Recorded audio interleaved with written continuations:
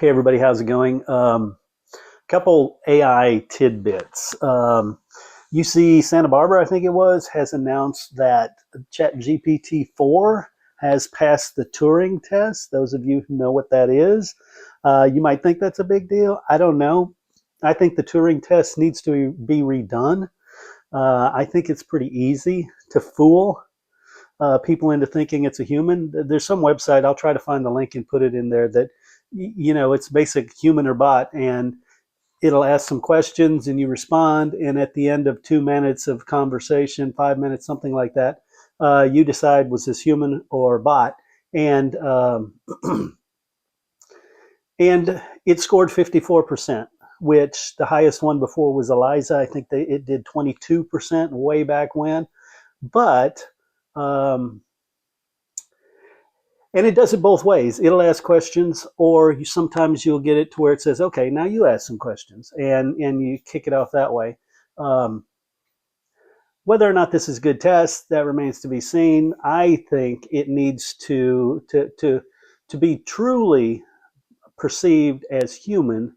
It needs to handle lengthier conversations, and it needs to share or remember things about you. Yes, there is memory in GPT-4 and in some of the other ones, but um, it doesn't quite do things the way humans do. So I think it's cool. It's a nice step, but it's not everything. Um, and someone came up to me today, obviously someone who didn't know me really well, and said, "Weren't you the podcast guy? Why are you doing AI now?" And my answer is simple.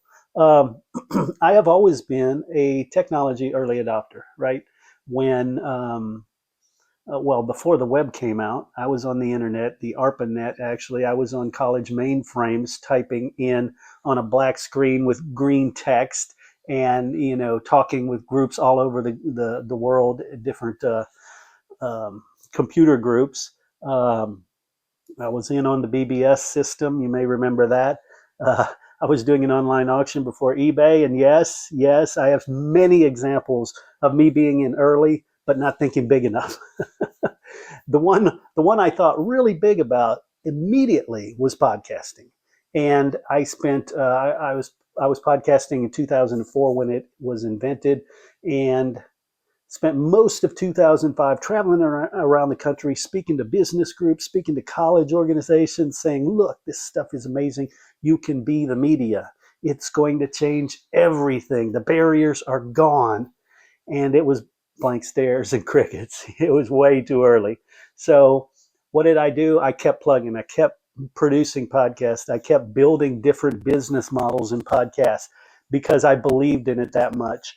And now the saying is, now your mom knows what a podcast is. So now is prime time for podcasts. But it also happened to coincide with generative AI hitting the scene in a big way with ChatGPT. So, of course, I was already involved in AI. I played with Eliza back in the day in the 80s or something like that, just because I thought it was cool. I didn't see a business model then, and I think it wasn't there because it was too early.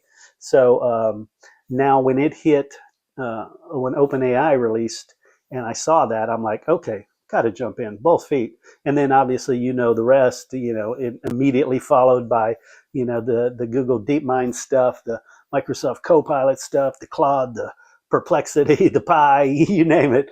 So I'm just jumping all in with that, which isn't to say that I've given up on the rest of the stuff I do, because if you look at my backstory from junior high school, I've been a storyteller. And that's all marketing is. It's finding out what's unique about your company, finding the best medium to tell that story.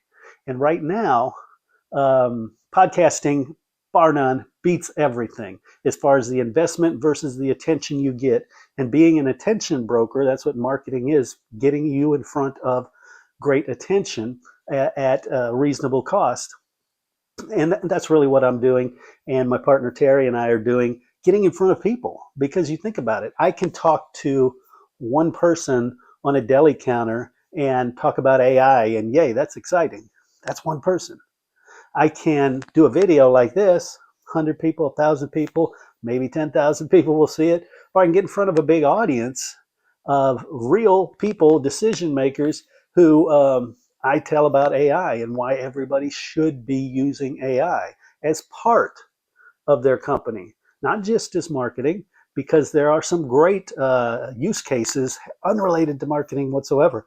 Uh, the phrase that I've heard a lot in the last couple of years has been, "It is the era of the $1 billion solopreneur." Yeah, that's what you can do with AI, and you can do it using things like um, custom GPTs. That may go over some people's head. If it does, feel free to reach out. I'm happy to explain it. But it's basically an AI bot that is trained to do one task. It is your chief marketing officer. It's a project manager. Maybe it's a grant writer. It's an HR specialist. Whatever it is, you use that AI not to replace somebody, because I don't think, that fear everybody needs to just relax about, because at best it's going to replace about a third of what those people do, because it's that repetitive stuff that it will replace. And so it should make them more productive if they stay up to speed on it. So anyway, I'm going to go off on all kinds of tangents, but I just wanted to say, at the end of the day, I'm a storyteller. I'm a storyteller and a technology early adopter, and that's why I'm involved in AI and why I think you should be involved in AI. This is not a moonshot, way too early kind of thing. This is a jump on now. This freight train is going fast. Until next time, hey, figure out your story and keep it real.